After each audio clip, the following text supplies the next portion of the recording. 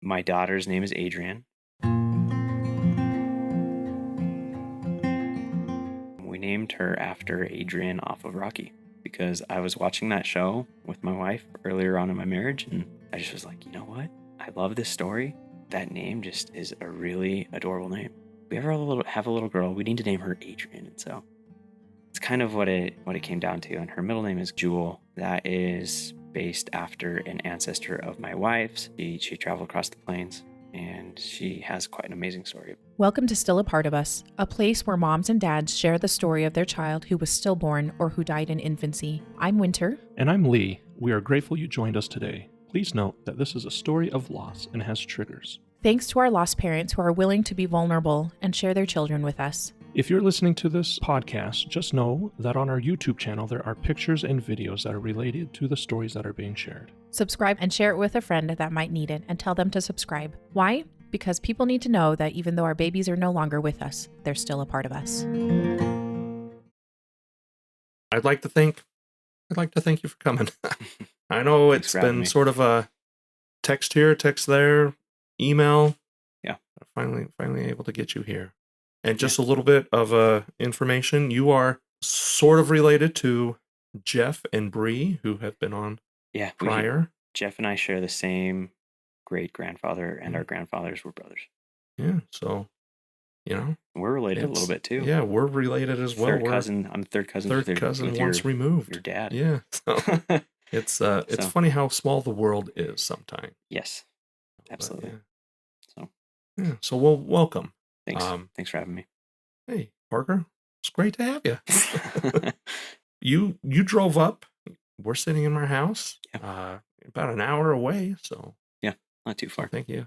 Tell us about you a little bit. Tell us about you and your wife, Rebecca. Yeah. So I grew up here in Utah my whole life. We've moved around a little bit, nothing crazy. We moved back to my own town just because we set roots down there and we just love it there. And so my wife, Rebecca, and we've been married for 7 years. She is from Utah as well. We met over Tinder, believe it or not, back when it was a little bit cleaner. Yeah, it was like, I don't know. It was like there was kind of a shameful aspect of it. Like you were online dating, like it was before like the norm. Like I don't know. Utah is kind of a weird culture when it comes to that, but we found each other twice, quite believe it or not, and actually stood her up on my first date. And so I'm really, really lucky that she chose to keep me around, because then my dating game was definitely subpar. So yeah. But we have 3 kids, and so we have a 5-year-old, and then Adrian, and then we just had our rainbow baby a few months ago. So. Now, just to clarification, Adrian, your daughter, your middle child. Sure. How long ago was she born? So she was born on November 4th, 2021. So just over 19 months ago. 18 months ago. Yeah. 19 months. So it's still pretty fresh. Yeah. In your whole life, it's still going to be fresh. So, yeah. Time has definitely helped heal some aspects, but definitely very raw from other viewpoints. We're about 5 years out, and some points are still raw. So of course, yeah. So as we've talked with other people who feels very surreal. Yeah, feels like it was yesterday for sure. So thanks for coming. Yeah, thanks for having me. Just a little point. If you look at his hat, he is a big mountain biker. This is an awesome gravel race here in Utah, good old Beaver, Utah. So he's a lot more fit than I am, but not this year. But what do you do? Well, even this year, you're a lot more fit. So I always I've been riding bikes for a long time, and I have an older brother who got me into it. I worked at a bike shop for longer than a decade, and I've always coined the term, because I when I'm in shape, I place pretty well, middle pack usually, but when I'm out of shape, like right now, I usually come in second, third to last, sometimes last. But I have a term that I say where last places never look so good though. Like so, yeah. Hey, the penultimate place. So. Absolutely. So, gets me out of the house, gets me, out in nature. Yeah, it's nice. Okay. So, well, let's talk about your daughter. Sure. Let's talk about Adrian. Uh, second daughter, were you guys planning on having another child? Yeah, so Harrison is my first. He's my 5-year-old, and we became pregnant with him about 9 months after we got married. He was a surprise. And we did plan Adrian. We've been very fortunate to not have any difficulty getting pregnant, which I'm very grateful for.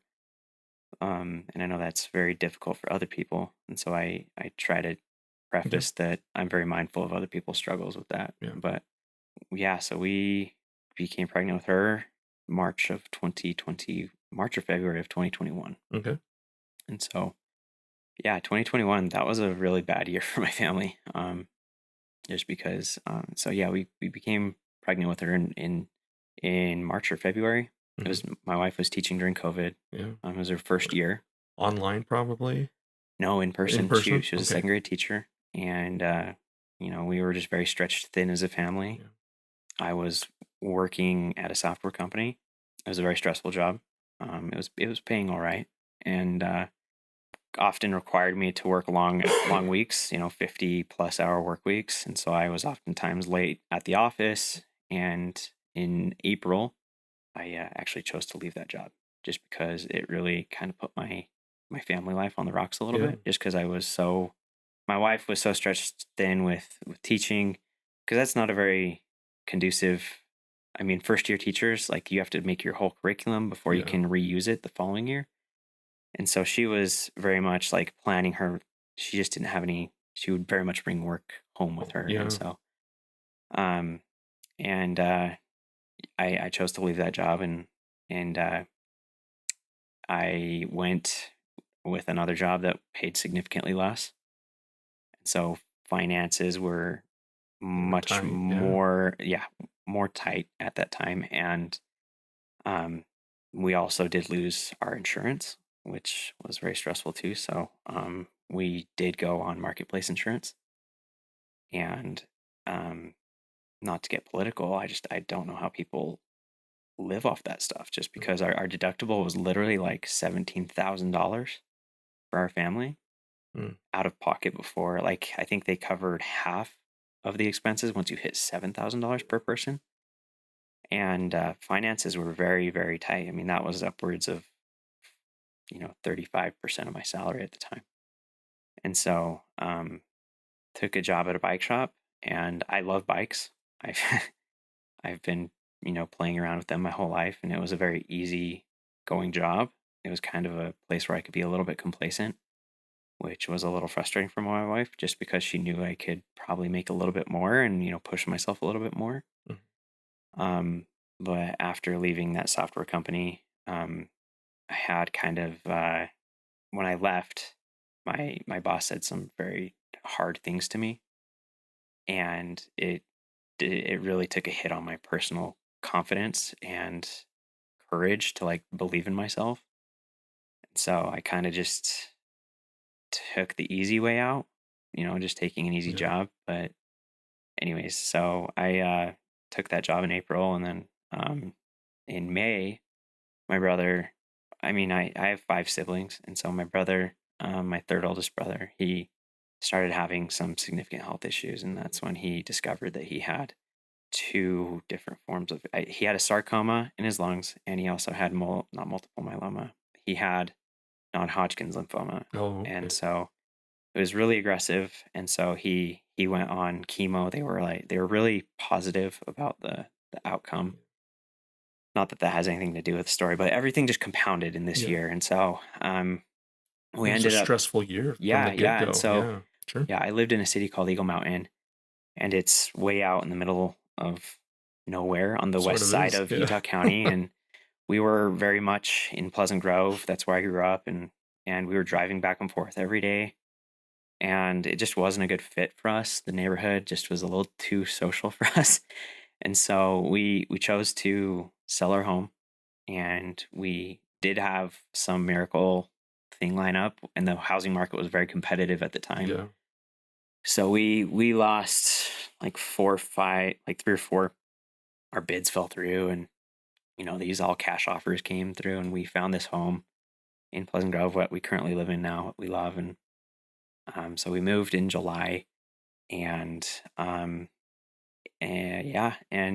everything was, so throughout the whole duration of my pregnancy, I was like very much very negative about Mhm. like, oh, this is going to cost so much. This is going to cost so much. And a lot of the proceeds from the sale of our home, because we did have a good chunk of equity Yeah. that we were able to cash out or just put in the bank, that was going to pay for our pregnancy. And that was the plan.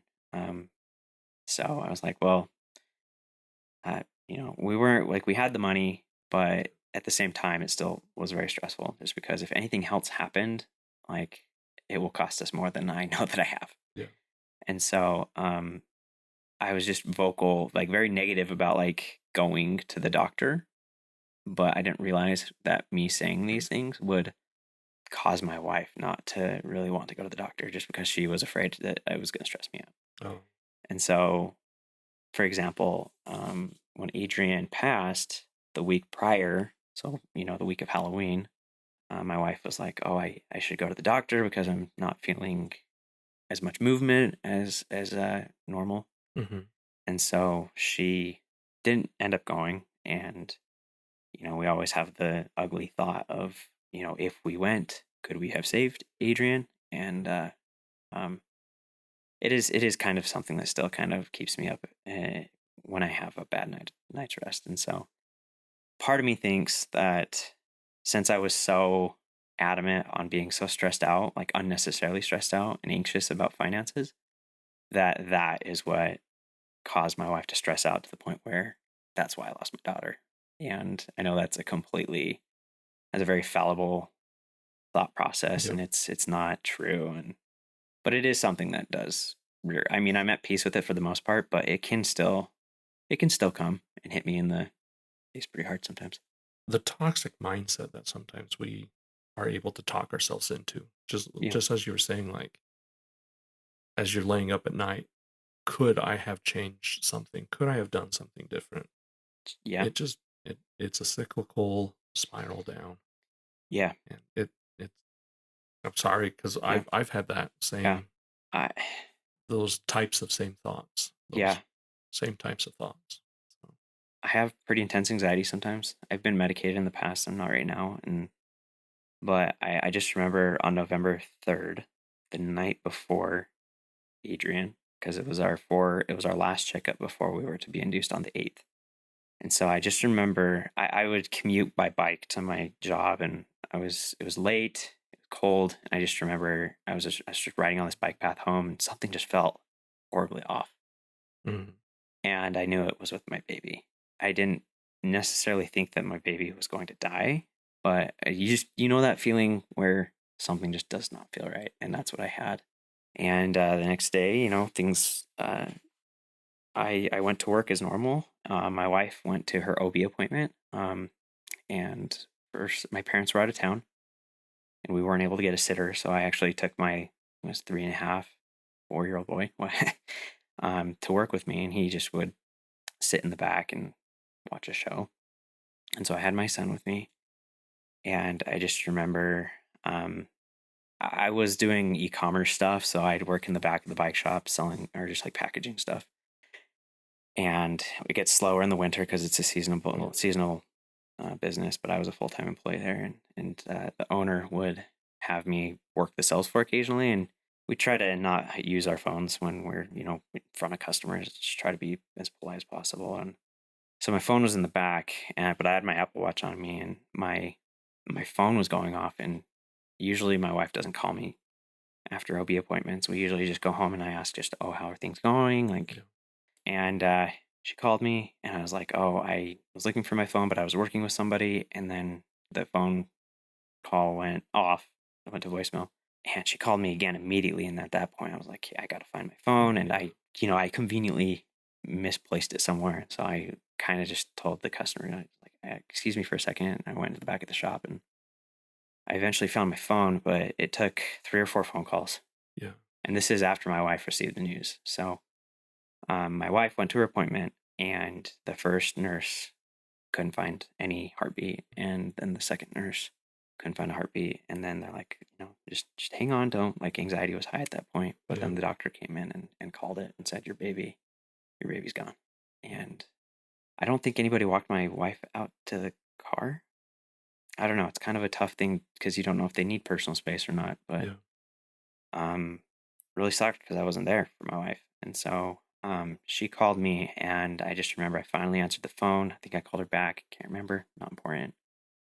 But she just was like, Adrian's gone. That's all she said. Like, she's in tears, and I fell to the ground, and I know exactly where the spot is. And she's like, Adrian is gone.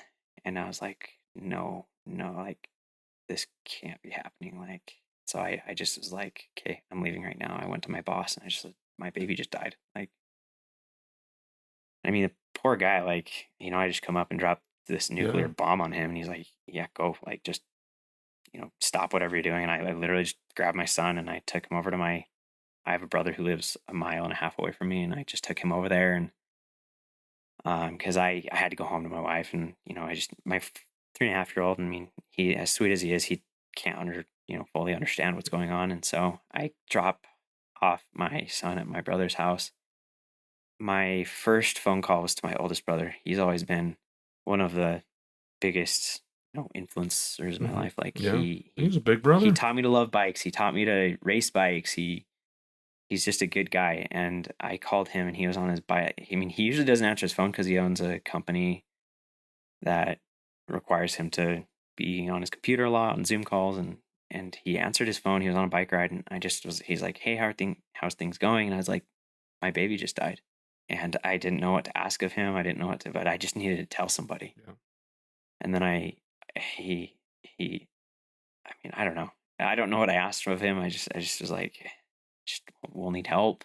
Like, and I have a friend who lives in St. George, and I called him, and I just was like, he's like a second brother to me, and he grew up next door to my family. And I called him, and I was just like, dude, crap just hit the fan, and my baby just died, because he had 5 miscarriages, like 4 or 5 miscarriages. So I mean, I know that things are different, but Yeah. a loss is a loss. Yeah. And he just was like, I'm so sorry. And so his wife was able to point me towards some nonprofits that can help us like navigate the hospital experience. And so I called this nonprofit, and I ended up receiving services through another nonprofit that is sponsored by Intermountain Healthcare. They sponsor a few hospitals in Utah County that the other one doesn't cover. And so they came when they did plaster molds of Adrian. But at that point, I went home. My wife was in tears. We were just sobbing, and they're just like, yeah, we got to go to the hospital today to get this baby out of my wife's womb. And so can I ask? Yeah. You'd gone to work, so I'm assuming Yeah. the OB appointment was first thing in the morning. Yeah, it was like mid-morning? it was like 9 in the morning, like And she 10 in the calls morning. you about 10:30, something like 10:30. that. So it's just like before lunch. And Yeah. so Did she?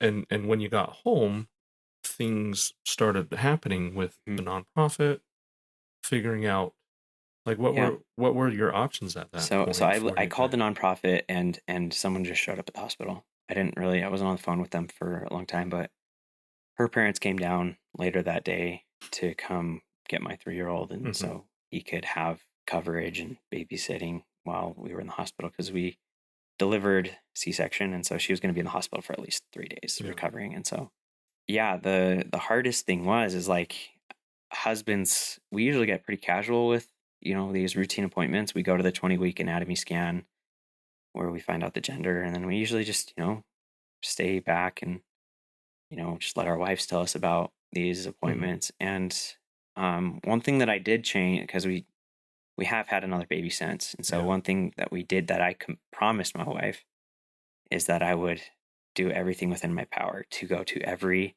stinking appointment with her. And I did that for the most part. Like I've since found new employment which pays better, which is great, better benefits, and they're very mindful of my situation, and they honored my request to just please let me get to these appointments. Like, I have a job that's I have a lot of autonomy to kind of make my own schedule, which I'm very, very grateful for. But so I was able to accommodate her on 90% of her visits. So But it Yeah. was really like one thing that still haunts me to this day is I wasn't in that room with her when she received that news that our baby had passed away. Um, like It's a situation. just Yeah. like seeing, just like thinking about your wife, like just being alone through a hardship like that, just it is soul crushing. Like, you want to be there to just like give her a hug, Yeah. coach her through it. Not coach her through it. Like I can't coach anybody through that. Like Yeah. I can't coach myself through that. But just be there with. Just to hold her through that. And yeah, that sucked. That really sucked. So What we learn from trials. yeah, yeah, of course. And so we went into the hospital about 3 o'clock that afternoon. Same day. Yeah. Yeah. Yeah. And so yeah, we knew we went in labor and delivery, and when you're delivering, like when we delivered our first, it was like the people who our OB who's doing the C-section, all our babies were C-section, by the way. The first one was a C-section due to poor tracing, and then we just voluntarily did them after that, just because my wife liked it that way. And so, and I just remember when Harrison was born, the doctors were talking. You could hear the heart monitors and It's yeah. very different. Yeah, and when we were delivering Adrian, they had her on the operating table, and then they had the sheet that they put over her belly. It was just dead silent, just like absolute soul crushing quiet. And my wife and I were just sitting there like with a quiet, please, just like, we want to hear that cry. We want to hear that baby draw her first breath of air. And I just remember the OB saying, okay, there's going to be some pressure. And then that's when they pull the baby out of the womb, and quiet, just pure quiet. And then I got up to, we were like, please, just this one time, please let the doctors be wrong. Please just let them not be right. And obviously we didn't get our wish. Our baby was born, and born sleeping. And so she was 7 pounds, 14 ounces. Big jump from our first. Our first was 5'4". He was itty bitty, and she was like, we always talked about, like, you want a chunky, big baby, and we got that with her. And she was just, man, she was just so beautiful. Like, she was everything we wanted in a baby, and she's just not breathing. Just couldn't have her. Yeah. Yeah. So isn't it so sad? Like, because I had that same thought. Like, these doctors are wrong. We'll give birth. Brandon will come out screaming. Yeah. And And we'll she prove didn't. them wrong. Yeah, she didn't. And I'm great. Like, at the hospital we were at, they were very accommodating. We did not get. I've heard horror stories where families get pushed down to the nursery floor, but they kept us on labor and delivery, which was on the 3rd floor, so it was pretty quiet. They have a fallen leaf picture outside your door to indicate that your baby has passed. Yeah, they actually call it a fetal demise in the medical world. And everyone who was in the hospital was very, very well mannered. Their bedside manner was very. I didn't hear that word once. I learned about that term like 2 weeks ago, and so we probably had the best experience that we could in the hospital. We had a very wonderful nonprofit come in, and they just did molds of Adrian's hands and feet, and I treasure those. I mean, they're one of my most. If my house was burning down, those would be one of the few things that I could grab. Yeah. Everything else is replaceable, minus life's and my family's life. And that's like the only material thing we have of her. And so, we were in the hospital with her for 3 days, and she was on this cuddle cot, which helps preserve her body, so we could have her. We were there. We had her for like 72 hours, which a lot of families don't get. Yeah, that's because we only had our son for 24 hours. Yeah, but our hospital didn't have a cuddle cot, Yeah. which is So sort of like a cooling yeah, hammock it's just almost. got this, when someone has a knee surgery, for example, they have Hmm. this cooler that just pumps ice water Yeah. to the knee, and it's basically the same thing. It just pumps cool water to this pad that your baby lays on. And Yeah. yeah, so we had that, and I was very grateful to this day. Yeah. My wife was able to sleep with Adrian, even though she was cold, for a night, and I was able to do the same for the following night. And we just got a ton of pictures, which I'm very grateful for, because at the time I'm like, I don't want pictures, Yeah. but I'm very grateful that I have them. We get a lot of people who don't understand why parents would want pictures, Yeah. and it's one of those. This is the only time you will have with your child, Yep. and you want those to reflect, even though it is a terrible situation. We love our child. Hmm. Yeah, absolutely. Pictures are so Yeah. hard yet so beautiful. Yeah. Yeah. So we have multiple albums of Adrian, and my sister hired a photographer to come in and take pictures. Mhm. Excuse me. The nonprofit took pictures. We had a neighbor come take pictures, and she also did our graveside. We didn't do a viewing. I Yeah. don't know. So I have my family. We have a family friend who owns a mortuary in Pleasant Grove, and I was able to just text him, and just, he wasn't pushy about, okay, I need to come get the body. Like, he was very accommodating. He allowed me to walk down. Like, I was able to take her body to his car. Yeah. It's weird because it wasn't a hearse, but it was this big minivan with The this white panel yeah, vans. Yeah. yeah, and they don't really have a system for carrying newborns, and so we just buckled her into the front seat, and she just laid there, and they just held her. It was only about a mile and a half drive from the hospital, so I Mm. wasn't too worried. But with us having a friend who owned a mortuary, we were actually able to go and dress her, and my mom made this beautiful dress, and I'll include a picture of it. In our church, we usually bury we not bury we usually bless a child 6 to 10 weeks after they're born, Yeah. depending on their needs. Yeah.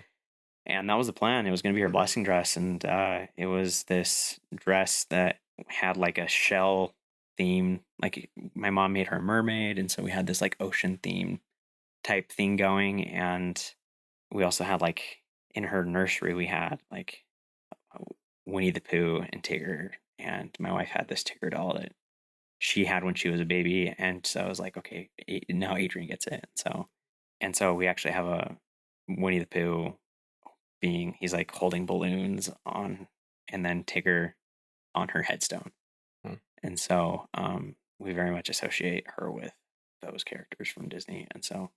But anyways, we were able to dress her in that The mortuary. the mortuary, and just spend time with her before, because in the caskets, the baby caskets, they don't do, it's a 2-in-1. It's a vault with a Yeah. casket, because It's got that seal that yeah, you they have to press it. weatherproof Yeah. seal, but once they put that seal on, Cements. yeah, I mean, you'd have to take a knife to open it back up, and it's like, we just, like, I don't know, it was like, my parents were out of town when it happened, and so they drove back. They cut their vacation short, and so my parents were able to see her before we sealed up the casket, and most of my siblings were able to come. Yeah. I had a brother pass away 6 weeks later Oh, from cancer. yeah. He actually passed away on December 21st, 2021.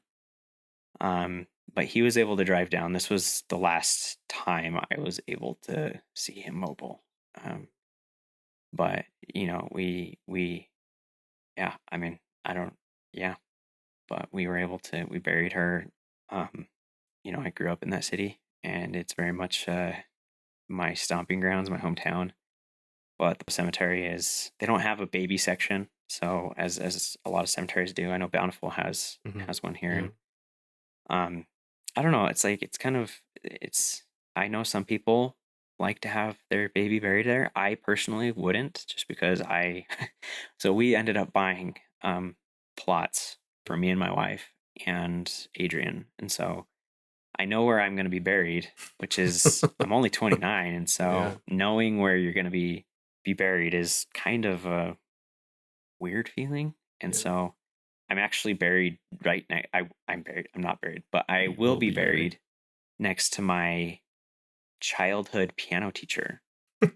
And then all of my neighbors are like dispersed around this same area. Like my neighbor was like, yeah, he's our family is very close, and he passed away same year actually. So he's buried there. Another neighbor's buried there. Another neighbor's buried there, and my dad and my mom will be buried there too. And my parents just like joke that they call it they're gonna have a block party down the cemetery when it happens because yeah, it's funny. But we owned burial plots before we owned a home, so yeah, that's how ironic, right? How sad is it that not too many people know where they will be buried? But here you are, young parents. Yeah. Having to bury a child. Yeah. So, once we got out of the hospital, and we were. Did your wife heal up well after her surgery? Yeah. I mean, C-sections take upwards of 3 days.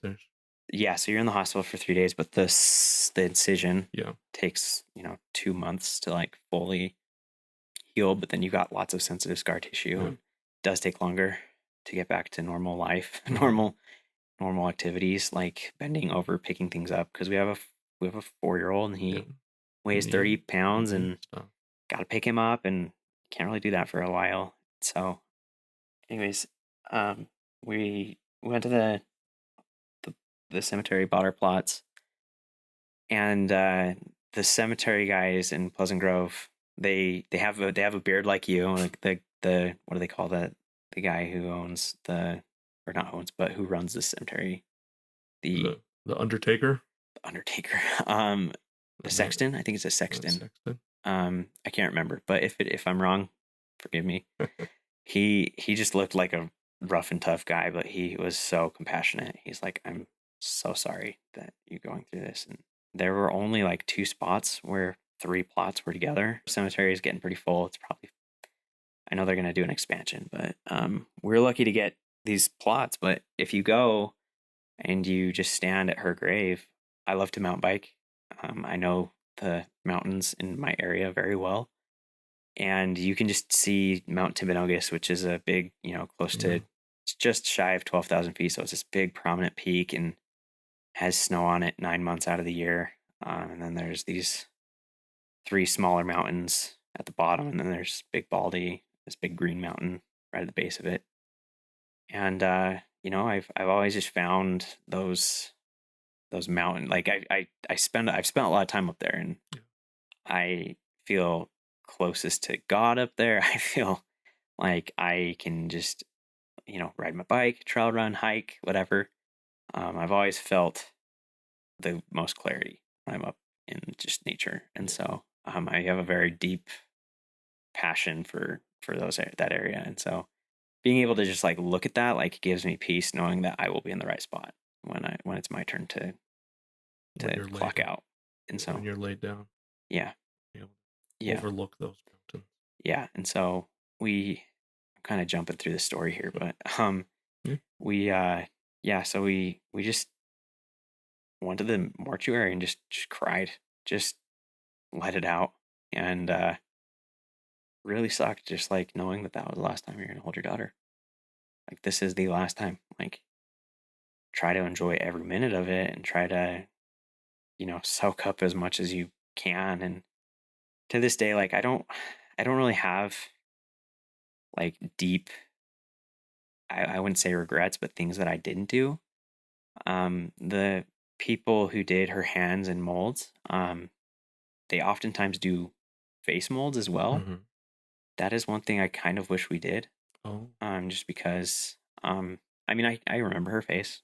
It's still, and you've got pictures. We've got pictures, but like, I don't know. I just wish I didn't know it was an option, and so I couldn't have asked. And I'm not mad at them for not doing it. Yeah. But it's just one more thing. Yeah, it's just one material thing that you wish you could have. Yeah. And so, and I've made a whole project out of molds, and I can talk about that a little bit later. But I'm very passionate about them. It's like it is the only like we have her hair, like little strands of her hair, but it's like you hold the hand, like you can wrap her fingers around your index finger, and I know you know exactly what that feels like, that grip that Yeah. a baby gives to one of your fingers. And unfortunately, I don't know her eye color like here. Did you were you able to figure out your baby's eye color? So we did a partial Yeah, autopsy. In the report, it yeah, it said, yeah, his eye color that's so were cool. blue. Yeah, yeah, and so we ran every test that we could. We took the placenta and they Hmm.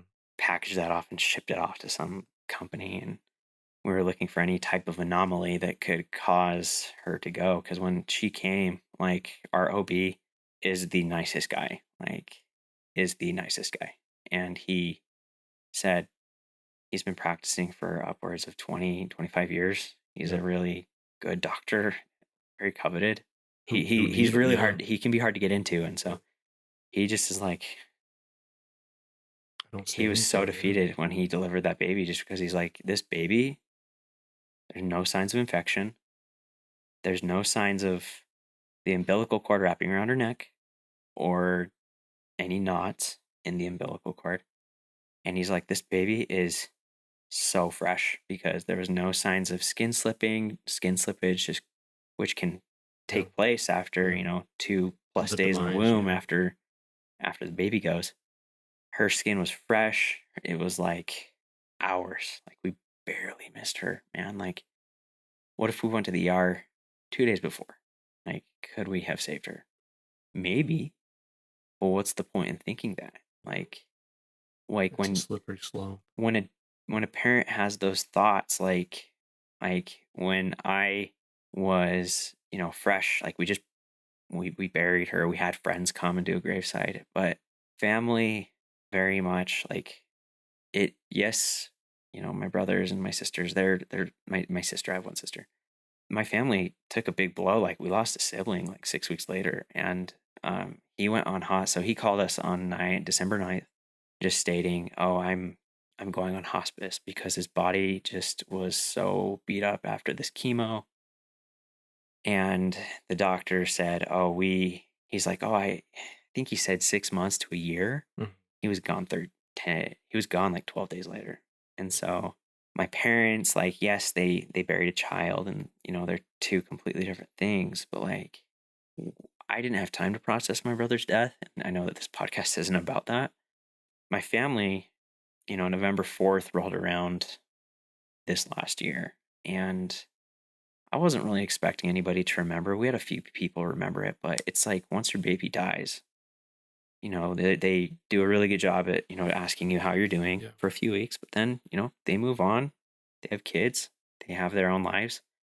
Your baby gets forgotten about in a way. It's And fortunately, we didn't have any pregnancies in my family. I have 4 other siblings, and we didn't have a pregnancy. So that was really graceful. That would have been very hard. Yeah. And I just remember feeling really sad just because you want your baby to be remembered. And um I have people reach out occasionally, but um I very much and my wife are really the only ones that remember our baby. We try to put something of her in every room in our home, and any lost family wants their baby to be remembered. And I don't know. I love my family, and this isn't any dig to them, but we don't get that a lot. And I know they're gonna watch this and they're gonna be like, "Oh, suck," but no, they were great. But my friends and my family, they very much have moved on, which is that's their life. Like, but a part of me still feels like I grew up, and a part of me feels like I still go to church every week. I still try to pray. I mean, I could be doing more, obviously, but I feel like a huge part of me died with my daughter on November 4th, Yeah. even though we have had a baby since, which has helped heal us in several ways. And we do have another little girl, which I am like so grateful for, because my little boy loves my wife so much. My wife is so good to him, and there's a very special bond between a mother and a son.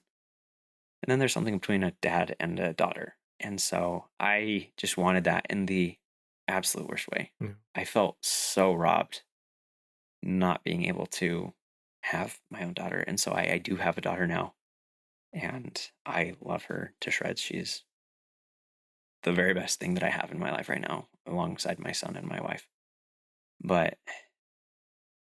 just having someone talk to you about your baby of their own free will means so much. Like, if someone just shoots you a text randomly, whether it's on the anniversary date, whether it's whatever, just, hey Lee, thinking about Brennan today. Hope you're doing good. I just wish that we had that a little bit more. Just because after her death, like I said, I still feel like a huge part of me is just dead weight. Like, it's part of the joy of pregnancy is thinking of a life that you will have with this child. Yeah. And when that news that your child is dead, that life, that dream that you have built for you, for that child, and for your family is instantly erased. And we had a nursery at our house. We had, we didn't go in there for months. Yeah. And we just came home from the hospital, put a bunch of stuff on the changing table in there, and just shut the door. And, we would go in there if we absolutely had to. Our little boy actually never even opened the door. Like, and he loves to open doors. Like, he will go into into anything and everything. And he wouldn't go in there. And so he knew that something was up. And so it's really cute, because whenever he prays, is like, please bless Adrian in heaven with Jesus. Like, he says those exact things every time we pray. And our boy is on the spectrum, and he's different than most kids, but he's the most loving, most passionate kid when it comes to playing with toys. But like, I wanted my boy to have a sibling to play with, and he didn't get that. And yes, we have a new baby now, and I don't want her to sound. I don't want to sound like we're replacing her, and obviously we're not.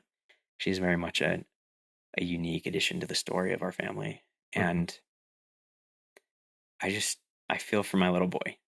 Like, our neighborhood doesn't have a lot of like opportunity to play with kids, and so we felt like he was shorted a little bit too.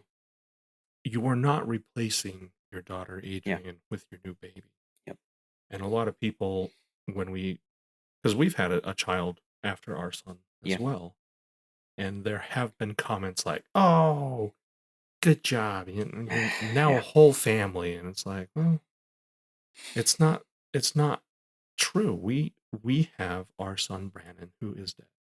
If he would have lived 20 years and passed away at the age of 20, he would still be our son. Of course. It really is one of those. Yeah, your family is different. It's unique.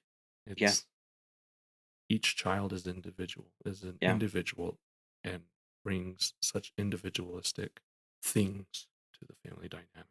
Yeah. Your son, daughter Adrian, and your new baby. Yeah. Yeah. So it as parents, and I feel guilty sometimes, as I'm just like, did I try to? I didn't purposefully try to replace my son Brandon with our new baby, but some people see it that way. Yeah. Yeah. Like, no, I have 3 children, 3 individual children. Yeah, and it's hard. Yeah, absolutely, it is. I can tell a little bit about our new baby. We waited about a year to try again. Yeah. And we got pregnant, and it's like, some people feel like they need like a divine answer, and I've never felt like I've received something like that in my life. It's just like, if you want it, go try and get it. And so I'm just like, you know what? I'll receive personal feelings and, intuition as I pursue something in life. And so we got pregnant with our next baby, and that pregnancy is just riddled with anxiety. And I know this isn't a rainbow baby pregnancy podcast, but it was a tough journey. I was able to take a lot of the things I learned from our Adrian pregnancy, and we did have a better experience, but it also was really hard. And so we delivered our baby, and most people are like, okay, you're out of the woods, like, once your baby's here, once you pass the first trimester, then it's like, oh, things are safe. But no, it was just, we were riddled with anxiety the whole time. And then when we had her, there were several complications, and she actually had to be flown to Primary Children's Hospital, which is the only level 4 NICU in Utah, Montana, and there's one in Idaho. But they fly kids in from all over these states to this NICU. And when we flew up, like, she wasn't keeping things down, she wasn't pooping, she wasn't doing things a normal baby should. And I just remember I called my brother, and we came and we gave her a blessing. And then they flew her up to Primary Children's, and I drove up that night. My wife stayed that night in the hospital. She was discharged the next day. It was really hard for her because she couldn't drive because of her C-section. But then she also, from her epidural, if they go too deep into your spine, they hit one of the membranes, and it can cause these crazy migraines. And so she actually was dealing with that, where she was having these migraines, and we were just told to, like, oh, wait for a few days. But then she couldn't stand up, she couldn't be moving around, they weren't going away. So she actually had to go back to the hospital, and they did something called a blood patch, where they just put blood into the injection site, and in a way that helps stop the leaking of spinal fluid, which was causing her migraines. And so she was able to finally come up, I think 4 or 5 days later, and it was just agonizing for her because she couldn't be with her baby. And so, but our baby was in the hospital for 5 weeks. They didn't know what was wrong, and the doctors were very much realistic with us. They're like, yeah, your baby could die. Like, you're a rainbow baby, like, you're perfect, like, thing, she could die. And I was sitting there, and I was like, okay, well, my parents are great, my siblings are great. And they're like, they would call me and just ask how I was doing. And I was like, honestly, I'm doing terrible. And then I was like, I don't know if I need to plan for a funeral. And my dad is the nicest guy in the world. And he's like, don't talk like that. And I'm like, Dad, I will talk like that because I've already had to bury a baby. And I don't know if this is going to happen again. Like, I'm trying to protect myself while I'm going through this. And so I'm like, sitting here thinking, like, my baby's hooked up to all these monitors, and I'm able to hold her still, but she is very lethargic, not sleeping, or she's sleeping all day, hardly making any noises. And she's made a full recovery. She's home now, which is great. But at the time, I'm like, okay, we bought 3 plots in the cemetery. One of them is already being used, and we're not touching that one. But then I'm like, okay, well, if we have to bury this baby, I'll put her next to that baby or next to whatever. And then I guess I'll get cremated so we all can fit there, because there's no extra plots. Like, I can't go buy a 4th plot. Like, if I could, I would. If that actually did happen, didn't happen, thank goodness. But I was like, okay, we'll bury that baby, and then I'll get cremated whatever. And then my wife will be buried there, and I'll just, they can put my ashes underneath the headstone or something. Like, yeah, that's crazy talk right there. Yeah. And the mental gymnastics on how to try to figure out. Yeah, and I have some great friends that just I have several friends who I just would talk to. Like, I'd send them voice memos, and while I was just, like, giving them updates. And one of them, it's actually the person who came and helped us in the hospital. I've become pretty good friends with these bereavement specialists, and she said something that kind of stuck with me pretty good. And she's like, yes, Adrian has a story. Yeah, she passed, but this isn't your new baby's story. This isn't, our new baby's name is Sylvie. This isn't Sylvie's story.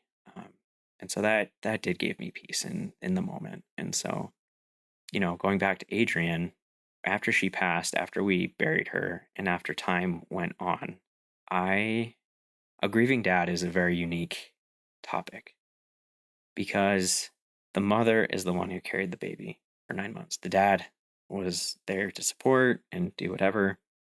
And so mothers obviously have a closer, more maternal physical bond with maternal, obviously their mothers, but I feel like they had a very close physical bond, obviously, because they felt the baby kick. I didn't feel the baby kick during pregnancy. I think once. Yeah. And I look back and I'm like, dude, why Yeah. didn't you feel your baby? Like, I think I felt her once. I don't know. And it's like, I've always thought of like babies kicking and you can feel them. Like, oh, that's weird. Like, that's Yeah. feels like some extraterrestrial thing. And no, I did more of that with Sylvie.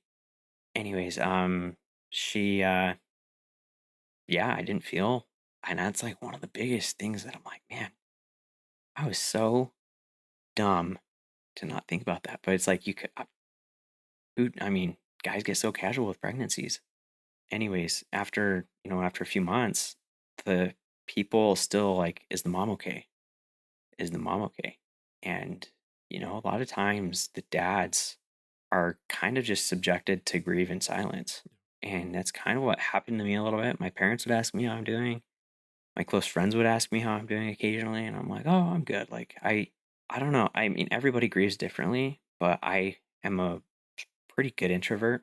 Like when it's an intimate setting like this, I can talk a lot. Mhm. But when I'm in a big group of people, I'm like, okay, ready to go home. I always joke about how relieving it is when I'm able to cancel plans on people just because I can stay home and just do my thing. And so I'm like, Yeah. oh shucks, can't go do what I want tonight. And so, but I don't know. I just shut down for months. Just kind of like I took care of, like, obviously I took care of my work and myself day to day. I got a new job. My wife sat me down. She's like, Parker, you need to figure your crap out. And that was a hard conversation, but she lit a fire under me to go find I could be doing more. I've got more talent than I give myself. And so I found a better job, which is great. It's my current job. And but anyways, I just sat in silence for a long time, and I'm like, I don't. It was like 6 months, after 6 to 8 months. So like the following summer, I'm like, I'm not doing okay. Finally, just kind of got my head out of the dirt. I'm just like, I got to do something about this, and I've got to figure something out. And What did you do? so in April, I got into. I have a coworker who I went by his desk, and he has all these cool little like fidgety toys and Yeah. and I'm like, man, these are really cool. And he got a 3D printer, and I'm like, that's really cool. And so I sent my wife a picture of these and toys, and like they're like these little toy dragons and spinners, and I'm like, this is so cool. Like I bought a 3D printer, and I'm just I've like, you got know one what? too. I'm just like, you know what? I'm gonna send this thing, and I'm just going. When I go biking, there's a term like send it, like when you're about to take a jump, or like Yeah. usually like looking over the edge. I'm like, should I do it? And then they say, just send it, bro. Like just go for it. Just give it your best. And so I just bought a printer, and it's a big learning curve. And I've gone through a lot of wasted plastic, but I've gotten pretty good at it. And I've made my boy a ton of toys, and I hardly make anything for myself at this point. But that was just a dumb little hobby I started. And then I got into there's a guy in Utah County who does they call it photogrammetry, Oh, where what's that? he puts molds on a turntable, and he has a DSLR camera that just takes tons of pictures as the mold goes around on this turntable. And he resin prints, and he's an awesome guy. And his idea was he could replicate these molds for families.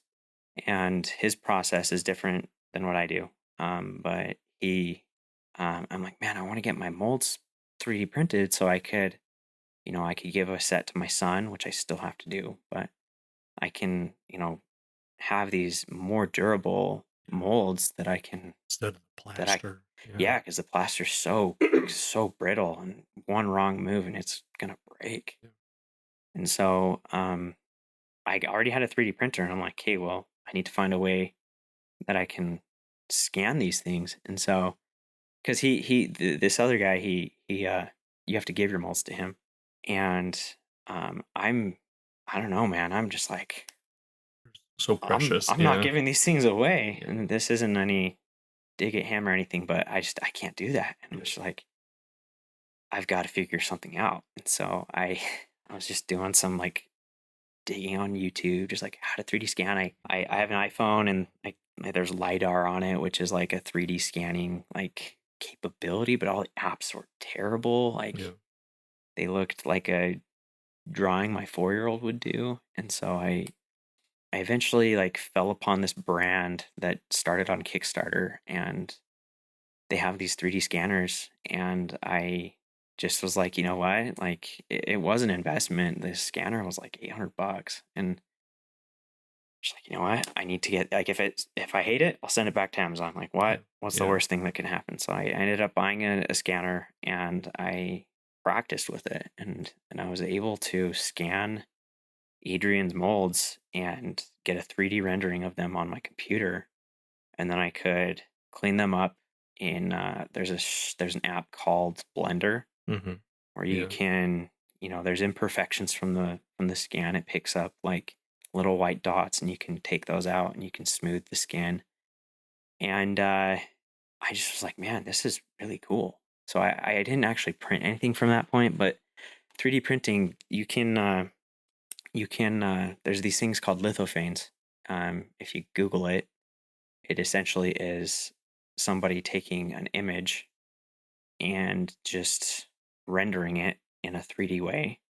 And essentially what it is the darker tones take more material and the lighter tones take less material, and you put a light behind it and you can see a picture, a 3D printed picture. And so I started, so I found a guy who makes, or he has a website where you put in a photo and it generates a file to create a sphere. It's a lunar sphere, so it's got a texture of the moon, but it also embosses a picture of whatever on there. So I put a picture of Adrian on there, and I printed it, and I'll show a quick picture of it here. I printed it, and it was a picture of my baby, and it's just like the most perfect little thing. It's just a picture of her. So basically, I'm going to show it. Basically, there's a picture of her right there. So if you can see that. And you put a light bulb in it, and she's sleeping with the moon behind her. And it's like, man, that is so beautiful. And so I shared it with some friends on Facebook, and I've printed a ton of them and given them I give them to lost families for free. So I named it Adrian Lights. It's a great way that you can do something in the name of your daughter. Yeah, just like, I like I said, I got my head out of the dirt. And I've always found peace in serving others, whether it be for church or just because I want to. In this way, it was because I wanted to. And I started printing these lights for these families. And then after I printed these lights is when I got into the 3D mold scanning and stuff. And so then I printed her molds, and this is really cool. And I've since started giving these services to lost families. And so it's really easy to do something for free for people. Like I give the first set of molds away for free, and then some families ask for multiple sets. And after that, I simply just charge for materials, and it's like $10-15 depending on the size of the molds usually. And basically, once you find purpose to whatever you're doing, it doesn't become a burden. And I have met so many great families throughout Utah. I've traveled to St. George. I'm going to Vernal this next weekend to meet 15 families. And I'm going I have like 30 families in northern Utah 30 to 50 families in northern Utah that are wanting this service. And I'm like, wow, it's had such a positive reception to the point where I can't keep up with it. Like with it being a one-man show, like it's really like overwhelming. And so like I can go a month without doing, like I haven't touched it since we had our baby, but like it helps me feel close to my daughter. And once you find purpose to do something, whether it be your podcast, because I assume you started this to in a way for your baby. In a way. Yeah, and it's been a way for me to remember Adrian. Like, I think about her every day. I think about, whether it be just a song that reminds me of her, or I have to do Adrian light stuff today. There's her name. Like, and it's been an amazing experience. But I started going to so going back to me pulling my head out of the dirt, I started going to a support group. And it's just a bunch of moms. Dads don't usually go to these things. I'm like, there's like maybe one on a good month. There's like 3 dads, but they're usually pretty quiet. And once I got to know some of the people there, I became pretty good friends with them. And I don't know, it's just once you're able to start talking about your baby, sharing your experiences, whether it's, the good, the bad, the ugly, most of it is bad and the ugly, when your baby dies. But I want people to, like I said, I want people to remember Adrian. I want people to remember her story, like, and what good she has helped bring to my life and to my family's life. And yeah, I mean, Yeah. so we went to a support group with share parents. Yeah. And the moderator asked the first week we were there, how do you parent your child who's passed away? What a weird question, right? It is. At first, you're like, what? That's I don't parent my baby. yeah, But then they're not here. Yeah. But doing these service things, doing the Adrian lights, helping these parents, you would be spending time with the child no matter what. And this is one way that you can spend time in the name of your child. Yeah, absolutely. Our podcast, we do it for Brandon. Yeah. Like, this is us parenting our child. This is one way that we can connect with them. As parents, as you were saying, we want people to see the good in the world that our child would have brought. And does bring. There's ways. And does bring, yeah. That is one thing that I've been able to do in my life is help others. And in a way I do help myself with it, but baby stuff is heavy, man. It's like I have on weeks and I have off weeks. Yeah. There are weeks when I can like go at it, meet 2 families, go scan their molds and go get them printed. Then I can go 2-3 weeks or months even. And it's just like I am so like emotionally spent. It's heavy. It's very taxing, and it's really nice because I can do it at my own speed. And unfortunately, it takes months. I've got families in St. George that I scanned last October, and I've gotten most of the molds to families, but there's a few that I still am like trying. There's a big bottleneck in my process. So I print them, and then I have to sand them, and then I have to polish them, and there's this big bottleneck where, like I said, it's only me, and my wife helps me occasionally. She helps me stay organized, and I would never, ask my wife to do something she doesn't want to do. Mm-hmm. I have some people who are like willing to help now, and that's going to help a lot. But it just sucks the soul out of you in a way. You have to rest. yeah, I don't know how to put it. Good days and bad days, of course. So it's a wonderful thing that you're doing, because it brings you closer to Adrian, and it shows the world that she has purpose. She has impact. Yeah, and so whenever I go around and I see like Rocky themed stuff somewhere, and man, it just like I always get a little emotional whenever I see like Rocky stuff. Like, I love the Rocky story of just like the underdog, Yeah. But the story of Adrian, like, just is so, like, obviously we named our daughter after her, and like, I watch Rocky with a different mindset now. Like, such a random thing, but I was on the internet a few months ago, and I saw this sticker. There's a sticker site called Redbubble, and it's just these independent artists can upload their designs, and if you order it, it gives them a little kickback or something. Mm-hmm. And then I found this sticker where it says "Yo," and it's got Y, and then the O is Rocky's face all beat up after a fight. And so I ordered a big one. It's on the back of my car, and just like, I don't know, I've got her name on I've had her name on my bikes before. Like a lot of guys put their name on their bikes. Like it's just kind of a thing guys do and racers do. And I'm not, like I said, I'm not fast. I'm slow, but, I put her name on my bike. Like, so when, this race, for example, it's a race that goes over 70 miles.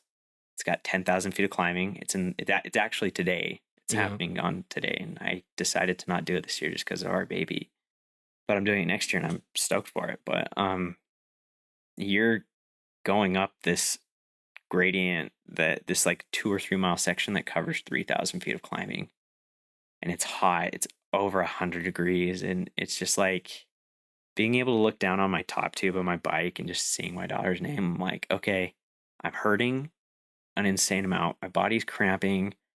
I feel like an absolute piece of garbage right now. I'm one of the last people on the course. I'm not dead last, thank goodness, but like I'm definitely at the tail end of the group. But like I can finish this race. And last year I unfortunately had some medical things and I actually had to drop at mile 62, mile 63. And so I'm like, I'm extra hungry to go back and get it done. And so, but anyways, just like one thing that I've learned is with our daughter is just like having little bits and pieces of her everywhere with me. Like I've got something on my keychain that has her name on it. I've got, I don't have a tattoo. I've considered it, and I know lots of lost families who have tattoos in honor of their baby. And I'm like, I don't know. I'm like trying to find that right thing to get for her. And I probably will do it.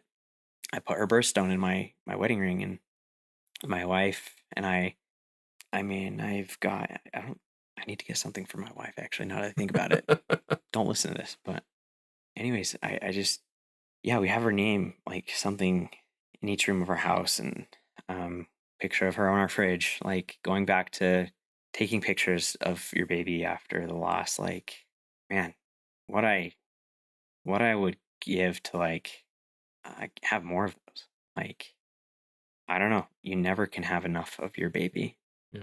And you are just hungry to just I don't know, maybe not hungry, but you long to hold your baby again. And there's I don't know if anybody on this podcast has talked about Molly Bears. Yes. Yeah, Molly Bears is an amazing organization, a nonprofit, where they make bears the weight of your baby. And there's a theme. The bear is themed after your baby. And so, like I said, we had kind of an ocean theme with our baby, but we also had like a Winnie the Pooh theme. So we have Tigger and Winnie the Pooh on her gravestone, but her bear, which is almost 8 pounds, it is this big weighted bear. And I held it for the first time, like after we've had it for 9-10 months, and I finally held it.